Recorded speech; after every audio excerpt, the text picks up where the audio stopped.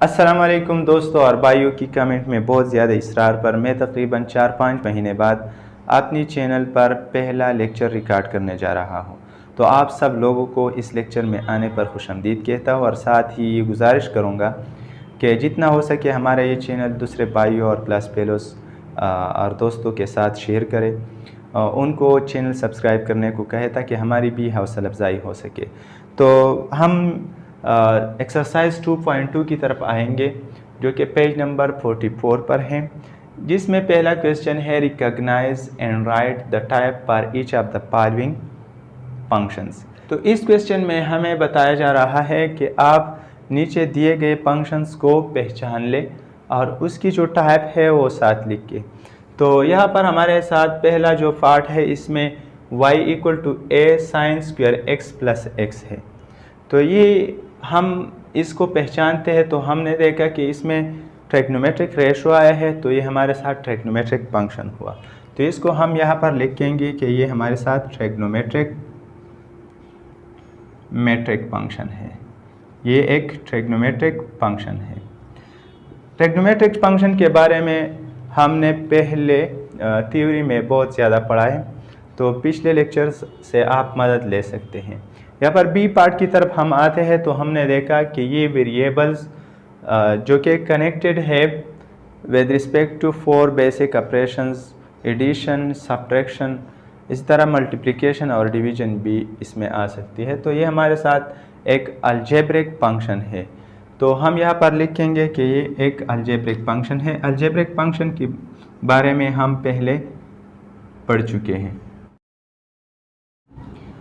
इसी तरह यहाँ पर हम देखते हैं तो इसमें ट्रिग्नोमेट्रिक रेशो भी आया है और साथ यहाँ पर ये जो अर्क है ये इन्वर्स है।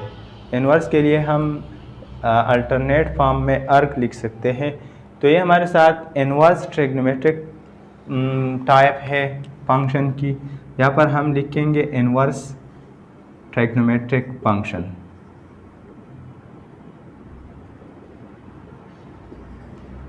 इसी तरह यहाँ पर टाइप डी की तरफ हम आते हैं तो हमने देखा कि यहाँ पर लॉगरिथमिक इंट्रोड्यूस हुआ है इस फंक्शन में, तो हमारे साथ लॉगरिथमिक फंक्शन है। यहाँ पर हमने देखा कि ये अलजेब्रिक फंक्शन है क्योंकि वेरिएबल कनेक्टेड है with respect to basic operation. लेकिन ये जो वेरिएबल्स है ये वेरिएबल्स दोनों इसी तरह कनेक्टेड है जिससे एक वेरिएबल को निकालना मुश्किल है और एक वेरिएबल के लिए इसे सॉल्व करना मुश्किल है। तो इसे हम इम्प्लिसिट फंक्शन कहते हैं। तो ये हमारे साथ अलजेब्रिक इम्प्लिसिट फंक्शन है, इम्प्लिसिट फंक्शन।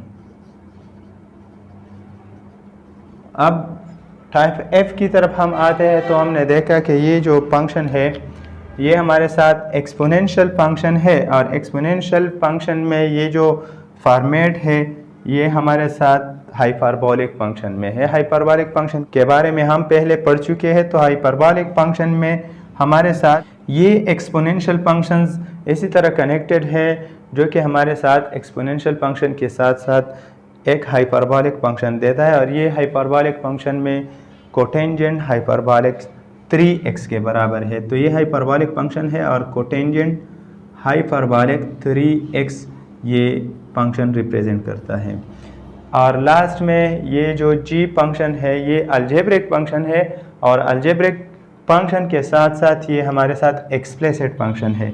एक्सप्लिसिट फंक्शन इसी तरह का फंक्शन होता है जिसमें हमारे साथ एक वेरिएबल या डिपेंडेंट वेरिएबल हम उससे निकाल सकते हैं और जो इंडिपेंडेंट वेरिएबल है हम डिपेंडेंट वेरिएबल को टोटली उसमें रिप्रेजेंट कर सकते हैं। यहाँ पर हमने देखा तो ये इंडिपेंडेंट और डिपेंडेंट वेरिएबल इसी तरह कनेक्टेड है जिससे हम डिपेंडेंट वेरिएबल को इंडिपेंडेंट वेरिएबल में टोटली रिप्रेजेंट नहीं कर सकते। तो ये हमारे साथ इम्प्लिसिट फंक्शन है और ये हमारे साथ एक्सप्लिसिट फंक्शन है, एक्सप्लिसिट फंक्शन। अब हम क्वेश्चन नंबर 2 की तरफ जाते हैं। क्वेश्चन नंबर 2 में हमें बताया गया है कि हमारे साथ एक सील बॉक्स है और उस सील बॉक्स के अंदर एक रेडियम का एलिमेंट मौजूद है। रेडियम एक केमिकल रेडियो एक्टिव मेटल है जो कि रेडिएशन की वजह से वो वक्त के साथ साथ वो घट जाता है। तो ये हमारे साथ यहाँ पर एक रेडियम का एलिमेंट मौजूद है। रेडियम का एटॉमिक नंबर 88 है जो कि एक केमिकल रेडियो एक्टिव एलिमेंट है। अब यहाँ पर ये बताया जा रहा है कि इस रेडियम का जो रेडियम और रेडियम ग्राम में हमारे साथ है और जो वक्त है, जो टाइम है, वो हमारे साथ ईयर्स में है। तो क्यों हमारे साथ जो रेडियम का मास है वो ग्राम में रिप्रेजेंट करता है और यहाँ पर ये जो इंडिपेंडेंट वेरिएबल है इस इक्वेशन में वो टी ईयर्स में हमारे साथ टाइम रिप्रेजेंट करता है। तो यहाँ पर हम देखेंगे कि 0 ईयर्स बाद रेडियम की जो मास है वो कितनी है, फिर 800 ईयर्स बाद उसकी मास कितनी बची और फिर 16 ईयर्स बाद उसकी मास कितनी बच जाएगी और लास्ट में 5000 ईयर्स बाद ये रेडियम का एलिमेंट कितना बचेगा। तो सबसे पहले हम t = 0 मतलब टाइम जब 0 था, 0 ईयर्स बाद हम रेडियम की जो मास है वो मालूम करेंगे। तो हमारे साथ जो इक्वेशन है हम उसमें t की बजाय 0 पुट करेंगे और फिर 100 e पावर -0.0004 into 0। तो जब यहाँ पर t की बजाय हमने 0 पुट किया तो 0 इसके साथ मल्टीप्लाई होता है तो 100 e पावर 0 आया और e पावर 0 हमारे साथ 1 के बराबर है तो 100 मल्टीप्लाइड बाई 1, तो इससे हमारे साथ 100 आया और ये हमारे साथ ग्राम में है। तो इसके साथ अगर हम इसकी यूनिट लिख के तो 100 ग्राम का जो रेडियम एलिमेंट बॉक्स के अंदर सील बॉक्स है उसके अंदर हमारे साथ 100 ग्राम का रेडियम एलिमेंट पड़ा हुआ है। तो पहले जो 0 टाइम था उस वक्त हमारे साथ 100 ग्राम का रेडियम एलिमेंट पड़ा हुआ है। अब अगर हम यहाँ पर देख लें कि ये 100 ग्राम का जो एलिमेंट है इसको हम 100 से डिवाइड करते हैं तो इसका मतलब ये हुआ कि 100 ग्राम का जो एक रेडियम एलिमेंट है, 100 ग्राम का जो रेडियम एलिमेंट है उसे हम एक एलिमेंट कहते हैं। अब हम यहाँ पर यही कह सकते हैं कि हमारे साथ जो रेडियम का एलिमेंट है एक एलिमेंट है और वो एक एलिमेंट हमारे साथ 100 ग्राम का है। अब हम 800 ईयर्स बाद इसकी जो मास है वो देखेंगे कि कितना मास है वो और ये जो एक रेडियम है इसका कितना हिस्सा बचा हुआ है। अब हम पार्ट बी की तरफ आते हैं। तो पार्ट बी में हमारे साथ टाइम t 800 ईयर्स है और ये जो इक्वेशन है इसमें हम टाइम को 800 ईयर्स पुट करेंगे तो हमारे साथ जो रेडियम का एलिमेंट आएगा वो ग्राम में आएगा। 100 e power -0.0004 multiplied by t two, यहाँ पर t हमारे साथ 800 है तो 800 हम यहाँ पर पुट करेंगे। इससे हमारे साथ 100 e पावर -0.8 3 24 8 4 32 और 2 34। तो ये अगर हम इसके साथ मल्टीप्लाई करते हैं तो ये पॉइंट जो है ये 3 दर्जे यहाँ तक आएगी। तो हमारे साथ इससे आया क्यों 800 e power 100 into e power -0.344 आ रहा है। अब हम इस साइन को पॉजिटिव करने के लिए इसको 100 की डिवीजन में ले जाते हैं तो यहाँ पर हमारे साथ आएगा e पावर पॉजिटिव 0.344। अब हम इसकी जो वैल्यू है वो कैलकुलेटर की मदद से निकालना चाहते हैं। यहाँ पर हम लिखते हैं 100 डिवाइडेड बाई e पावर 0.344 की कैलकुलेटर की मदद से हम वैल्यू निकालते हैं तो हमारे साथ आ रही है 1.4157 और जब हम 100 को 1.4105 से डिवाइड करते हैं तो हमारे साथ आ रही है 70.8918। तो ये जो रेडियम का एलिमेंट है वो 800 ईयर्स बाद इतनी ग्राम बचेगी। पहले हमारे साथ 100 ग्राम थी, अब हमारे साथ 70.89 ग्राम बच रही है। अगर हम इसको भी 100 से डिवाइड करें, जिस तरह हमने यहाँ पर इसको 100 से डिवाइड किया था, तो एक रेडियम का एलिमेंट हमारे साथ 100 ग्राम आया था। अगर हम इसको 100 से डिवाइड करें तो ये इससे हमारे साथ आएगा 0.7089। तो पहले एक एलिमेंट था जो कि 100 ग्राम का था, अब 0.7 एलिमेंट है, तो मतलब एक एलिमेंट से कम हो के 0.7 बचा है। पहले 100 ग्राम था, 0 ईयर्स बाद 800 ईयर्स बाद 100 ग्राम से कम हो के 70 ग्राम बचा। पहले एक रेडियम का एलिमेंट था, अब एक नहीं बचा बल्कि 0.7 एलिमेंट बचा। इसके बाद हम यहाँ पर देखते हैं कि इस रेडियम का एलिमेंट कितना बचेगा। तो Q of 1600 years equal to 100 e power minus 0.0043 multiplied by 1600। Calculator की मदद से आप इन दोनों को ज़रब कर सकते हैं। तो हमारे साथ 100 e पावर, अगर हम इसको कैलकुलेटर की मदद से ज़रब करें तो हमारे साथ आएगा इससे माइनस 0.688। पॉजिटिव करने के लिए इसको डिवीज़न के नीचे ले जाना है, तो e पावर पॉजिटिव 0.688। अब कैलकुलेटर की मदद से हम e पावर 0.688 की वैल्यू निकालते हैं, तो हमारे साथ आएगी यहाँ पर 100 डिवाइडेड बाई वो हमारे साथ आ रही है 1.9897।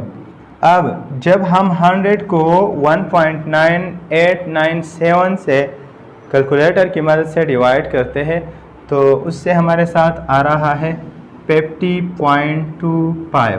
तो 1600 ईयर्स बाद जो रेडियम का एलिमेंट है एक सील बॉक्स में 100 ग्राम की बजाय वो 50.25 ग्राम बचेगा। तो मतलब इसका यही हुआ कि हाफ ये डिक्रीज़ हो जाएगा, तो इसका हाफ लाइफ टाइम भी 1600 ईयर्स हुआ। और अगर हम इसको 100 से डिवाइड करें तो इससे आएगा 0.5025। तो पहले हमारे साथ एक एलिमेंट था, अब एक एलिमेंट के बजाय 0.5 एलिमेंट है, मतलब एक रेडियम का एलिमेंट की बजाय हाफ एलिमेंट हमारे साथ बच गया है। इसी तरह आप यहाँ पर t की बजाय 5000 ईयर्स पुट कर सकते हैं। अब हम क्वेश्चन नंबर 3 की तरफ आते हैं। तो यहाँ पर हमें बताया जा रहा है कि आप ये जो फंक्शंस है इन फंक्शंस की कैलकुलेटर की मदद से point by point graph draw करें।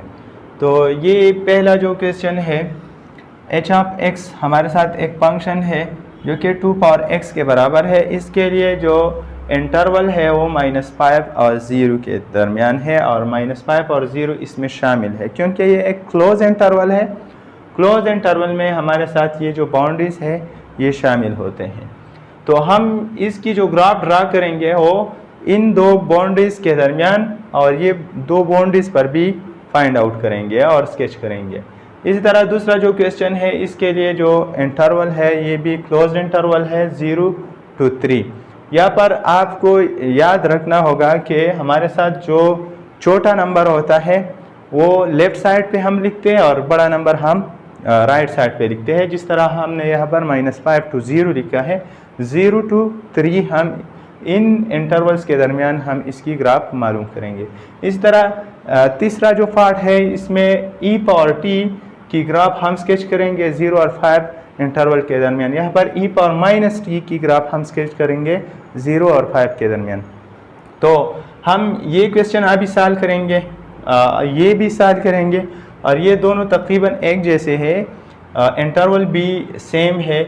यहाँ पर सिर्फ e पावर +t है और यहाँ पर e पावर -t है। तो हम ये सॉल्व करेंगे और इसी तरह आप इसको भी सॉल्व कर सकते हैं। तो सबसे पहले हम इसकी टेबल ऑफ वैल्यूज़ निकालेंगे। -5 और 0 के दरमियान जितने भी रियल नंबर्स है आप हर एक रियल नंबर पर इसकी टेबल ऑफ वैल्यू मालूम कर सकते हैं, लेकिन हम आसानी से जो होल नंबर्स है उस पर हम इसकी टेबल ऑफ वैल्यूज़ निकालते हैं। तो पार्ट ए में हम यहाँ पर टेबल ड्रा करेंगे। उस टेबल में एक हम इंडिपेंडेंट वेरिएबल यहाँ पर लिखते हैं। यहाँ पर हमारे साथ इंडिपेंडेंट वेरिएबल x है और डिपेंडेंट वेरिएबल हमारे साथ h है, जो कि ये h बराबर है 2 पावर x के। तो हम सबसे पहले यहाँ पर -5 लिखते हैं, फिर -4, -3, -2, -1 और लास्ट में हम 0 लिखेंगे। तो ये जो होल नंबर्स है इस पर हम इसकी point by point graph draw करने जाएंगे और फिर उसको मिलाएंगे, उससे हमारे साथ इसका ग्राफ बनेगी। तो -5 जब हम यहाँ पर पुट करते हैं तो ये 2 पावर -5 आएगी और इसको 1/2 पावर +5 आएगी और फिर 1/32। तो 1/32 का मतलब है ये जब आप कैलकुलेटर की मदद से सॉल्व करेंगे तो इससे आएगा 0.03125। फिर अगर आप -4 यहाँ पर पुट करेंगे तो 2 पावर -4 = 1/2 पावर 4 = 1/16 और 1/16 से हमारे साथ आ रहा है 0.0625। ये इसके बराबर है। आप कैलकुलेटर की मदद से इसको डिवाइड कर सकते हैं। फिर अगर हम -3 पुट करें तो 2 पावर -3 = 1/2 पावर 3 = 1/8 और 1/8 से हमारे साथ आ रहा है 0.125। कैलकुलेटर की मदद से आप इसको डिवाइड कर सकते हैं। फिर अगर हम -2 पुट करें तो 2 पावर -2 = 1/4 और 1/4 0.25 के बराबर है। इसी तरह 2 पावर -1 = 1/2 1/2 0.5 के बराबर है और 2 पावर 0 जब हम यहाँ पर 0 पुट करेंगे तो 2 पावर 0 1 के बराबर है। तो आपने देखा कि पहले -5 पर 0.0 आ रहा है और 0.03, फिर 0.06 थोड़ा सा बढ़ रहा है ये नंबर, फिर 0.0 की बजाय 0.1 आ रहा है, तो इससे भी ज़्यादा बढ़ रहा है। 0.1 से 0.2 हुआ और 0.2 से ये बढ़ रहा है 0.5 हो रहा है और फिर लास्ट में 1 तक जा रहा है। तो 0.0 से 1 तक ये आउटपुट दे रहा है।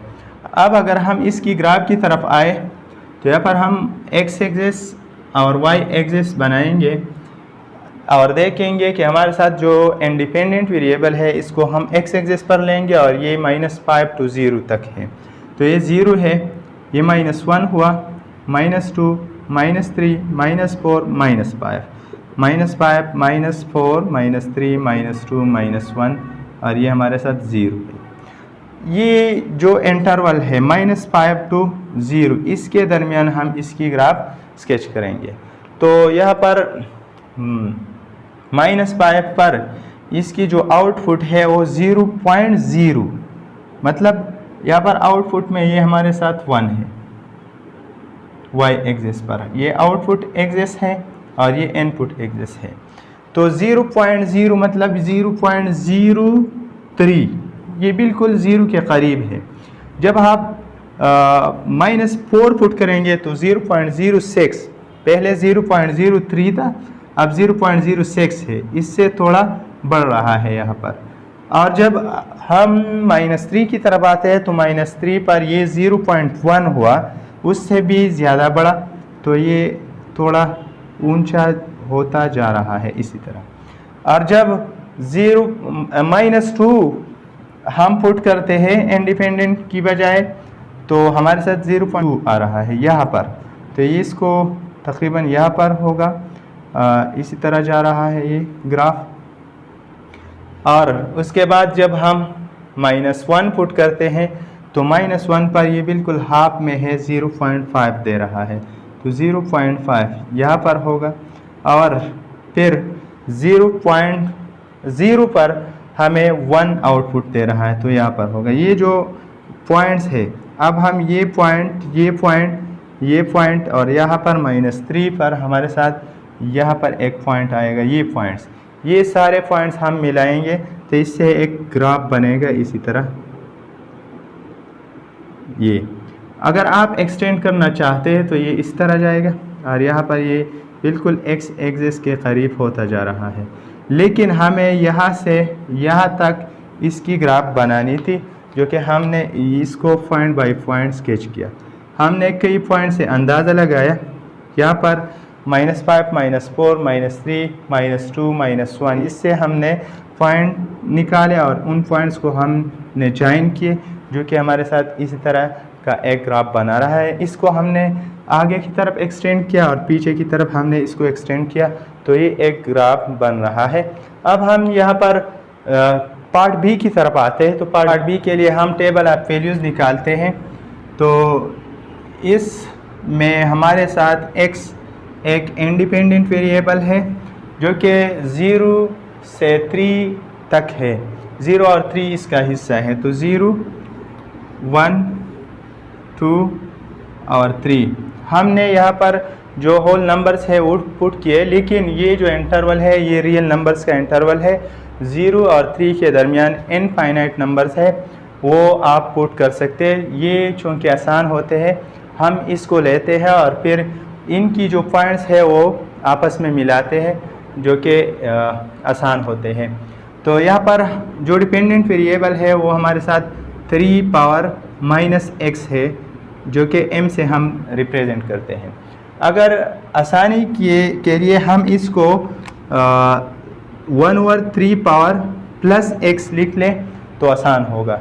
यहाँ पर हम जब 0 पुट करते हैं तो 1/3 पावर 0, फिर 1 पुट करते हैं तो 1/3 पावर 1, 1/3 पावर 2, 1/3 पावर 3। अब अगर हम इसको मज़ीद साल करें तो 1/3 पावर 0 से 1 आएगा, 1/3, 1/9 और 1/27। अब अगर हम इसको कैलकुलेटर की मदद से साल करें तो इससे आएगी 1/11, 1/3 0.333, 1/9 0.11111 रिपीटेड है। इस तरह ये भी नॉन टर्मिनेटिंग है। और 0.227, 1/27 ये कैलकुलेटर की मदद से अगर आप साल करें तो 0.037037 और इसी तरह नॉन टर्मिनेटिंग आ रहा है। अब ये हमारे साथ इंडिपेंडेंट है और इसकी जो डिपेंडेंट आउटपुट आ रही है ये हमारे साथ यहाँ पर है। आप देखते हैं कि 0 पर हमें 1 दे रहा है, फिर 0.3, 0.1, 0.0 आहिस्ता आहिस्ता ये कम होते जा रहा है। जैसे हम इसको बढ़ाते हैं तो ये आउटपुट डिक्रीज़ होता जा रहा है। तो ये हमारे साथ एक डिक्रीजिंग फंक्शन होगी। इसके लिए हम एक्स वाई एक्सिस लेते हैं यहाँ पर, लेकिन हम देखते हैं कि हमारे साथ जो इंडिपेंडेंट वेरिएबल्स है वो पॉजिटिव एक्स एक्सिस पे है। तो यहाँ पर हम 1 लेते हैं, 2 और 3, ये 0, 1, 2, 3 और आउटपुट पर यहाँ पर हमारे साथ ये 1 है। तो हम देख रहे हैं कि जब हम 0 पुट करेंगे तो हमें 1 दे रहा है, तो 0 पर हमें 1 दिया जा रहा है। इसी तरह जब हम 1 पुट करेंगे तो 0.3 मतलब इस 1 का थर्ड पार्ट, 0.3 थर्ड पार्ट या थोड़ा इससे ज़्यादा। अब 2 जब हम पुट करेंगे तो 2 पर 0.1 10th पार्ट होता है, तकरीबन 10वां हिस्सा इस लाइन का आउटपुट दे रहा है 0.1।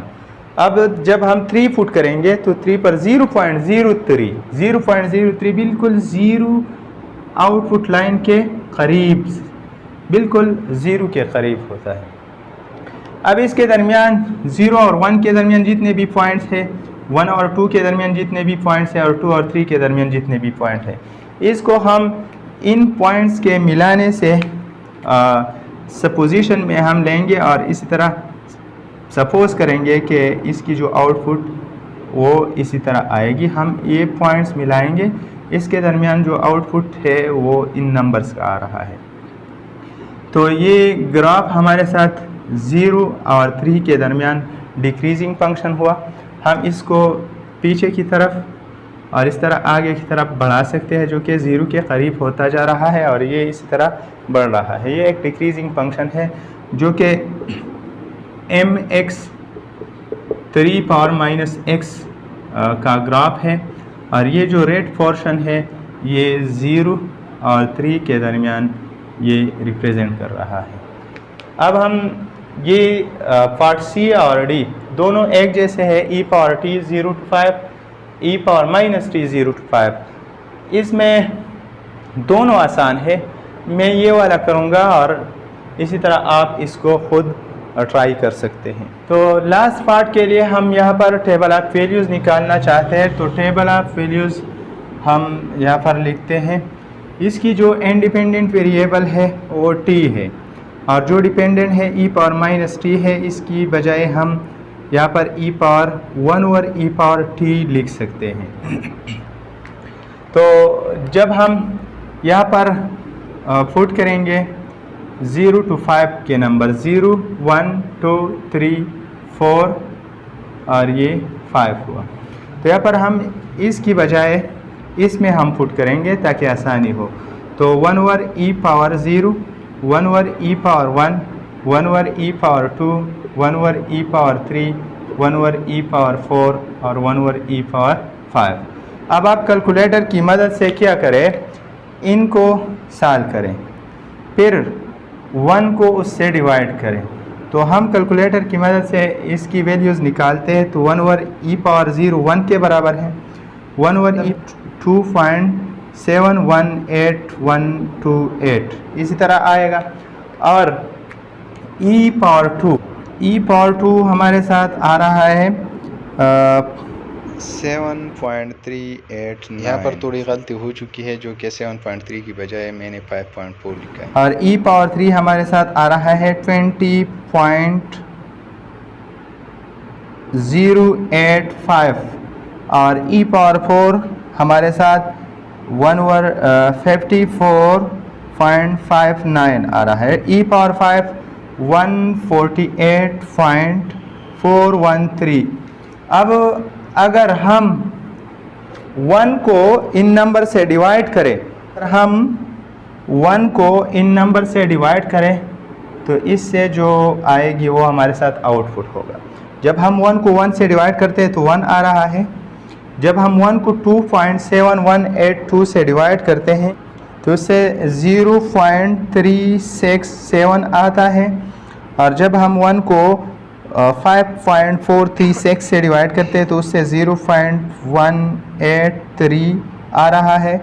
और जब हम 1 को 20.085 से डिवाइड करते हैं तो उससे 0.0497 आता है।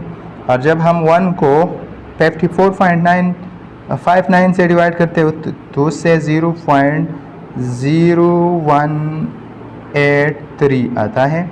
और जब हम 1 को 148.43 से डिवाइड करते हैं तो उससे 0.00067 आता है। तो अब आप देख ले यहाँ पर के 0 पर 1 दे रहा है, 1 पर 0.3, 2 पर 0.1, तो ये डिक्रीज़ होती जा रहा है। जैसे हम इनको इंक्रीज़ करते हैं तो इसकी आउटपुट डिक्रीज़ होती जा रही है। अब हम इसकी ग्राफ की तरफ जाते हैं तो देखते हैं इसकी जो आउटपुट है वो पॉजिटिव, जो इनपुट है वो पॉजिटिव एक्स एक्सिस पर है। ये 0, 1, 2, 3, 4, 5, यहाँ पर 5, 4, 3, 2, 1 हमने लिया, ये हमारे साथ 0 है, ये इनपुट हुआ। अब हम इसकी आउटपुट को देखते हैं तो 0 पर हमें 1 दे रहा है, ये हमारे साथ 1 है, तो यहाँ पर होगा 1 पर हमें 0.3 मिल रहा है तो इसका 0.3 इतना ही होगा, यहाँ पर 1 पर 0.3 इतना आएगा। और 2 पर हमें 0.1, तो 0.1 2 पर यहाँ पर होगा। और 0.04 ये 3 पर आ रहा है, 0.04 ऐसा होगा। और 0.01 ये 4 पर, यहाँ पर मज़ीद 0 के करीब आ रहा है और ये बिल्कुल 0 के नज़दीक ही है। तो ये जो पॉइंट्स है 0 और 5 के दरमियान, ये हम मिलाते हैं, इसकी जो दरमियान वाले इनपुट के आउटपुट आएंगे वो इस तरह आएगा। ये हम इंक्रीज़ करते हैं, इस तरह हम इसको इंक्रीज़ करते हैं और इसकी जो ग्राफ है वो हमारे साथ 0 और 5 के दरमियान, 0 और 5 के दरमियान ऐसा ये पार्ट आ रहा है। ये तो ये इसका ग्राफ है जो कि हमने पॉइंट बाय पॉइंट स्केच किया। अगर ज़िंदगी रही तो नेक्स्ट लेक्चर में मुलाकात होगी। तब तक के लिए खुदा हाफिज़।